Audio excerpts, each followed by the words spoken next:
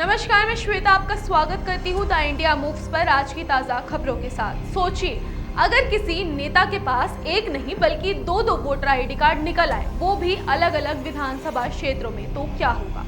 बिहार की सियासत में इस वक्त कुछ ऐसा ही बम फूटा है। आरजेडी नेता और पूर्व उप मुख्यमंत्री तेजस्वी यादव ने एक प्रेस कॉन्फ्रेंस में ऐसा दावा किया है जिसने राजनीतिक गलियारों में खलबली मचा दी। तेजस्वी का आरोप है कि बिहार के मौजूदा उप मुख्यमंत्री विजय कुमार सिन्हा के पास दो अलग अलग ईपीआईसी नंबर यानी वोटर आईडी कार्ड हैं, एक लखीसराय विधानसभा क्षेत्र में और दूसरा बांकीपुर विधानसभा क्षेत्र में। खास बात यह है कि सिर्फ विधानसभा क्षेत्र ही नहीं, दोनों कार्ड पर दर्ज उम्र में भी फर्क है, एक में 57 साल तो दूसरे में 60 साल।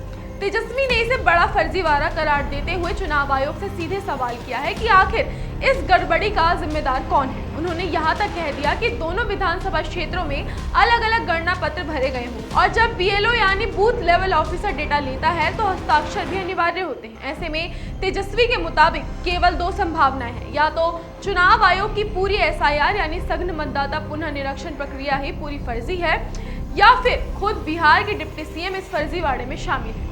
तेजस्वी ने दोनों ईपीआईसी नंबर और रजिस्टर्ड नंबर सार्वजनिक भी कर दिए हैं ताकि उनका दावा और मजबूत लगे। यह आरोप ऐसे समय में आया है जब बिहार में विधानसभा चुनाव से पहले वोटर लिस्ट वेरिफिकेशन का काम चल रहा है और राजनीतिक तापमान पहले से ही गर्म है। इस खुलासे के बाद माहौल और ज्यादा तप सकता है, खासकर तब जब तेजस्वी पर पहले दो वोटर कार्ड होने का आरोप लग चुके हैं जिनका फायदा विपक्ष ने उठाया था। अब कांग्रेस और आरजेडी मिलकर विजय सिन्हा को घेरे में लेने की रणनीति बना रहे हैं, जबकि ये मामला चुनाव आयोग के लिए भी सिरदर्द बन गया है, क्योंकि चुनावों में पारदर्शिता और निष्पक्षता सबसे अहम मानी जाती है। अगर ये आरोप सच साबित होते हैं तो ये न सिर्फ एक बड़े नेता की साख पर सवाल होगा बल्कि चुनावी प्रक्रिया की विश्वसनीयता पर भी गहरी चोट मानी जाएगी। दूसरी तरफ अगर ये महज राजनीतिक आरोप साबित होते हैं तो ये विपक्ष के लिए बैकफायर भी कर सकता है। लेकिन अभी स्थिति सस्पेंस में है। सवाल ये है कि क्या वाकई बिहार के डिप्टी सीएम के पास दो वोटर आईडी कार्ड है या ये चुनावी मौसम में सिर्फ एक बड़ा राजनीतिक हथियार है। अब सबकी निगाहें चुनाव आयोग के कदम पर टिकी है, जो इस मामले में जांच और कार्यवाही कर सच्चाई सामने ला सकता है। इस पूरे घटनाक्रम ने बिहार की सियासत में नई हलचल पैदा कर दी है और आने वाले दिनों में ये विवाद और भी सुर्खियां बटोर सकता है। अब देखना ये होगा कि जांच के बाद सच्चाई किस तरफ झुकती है।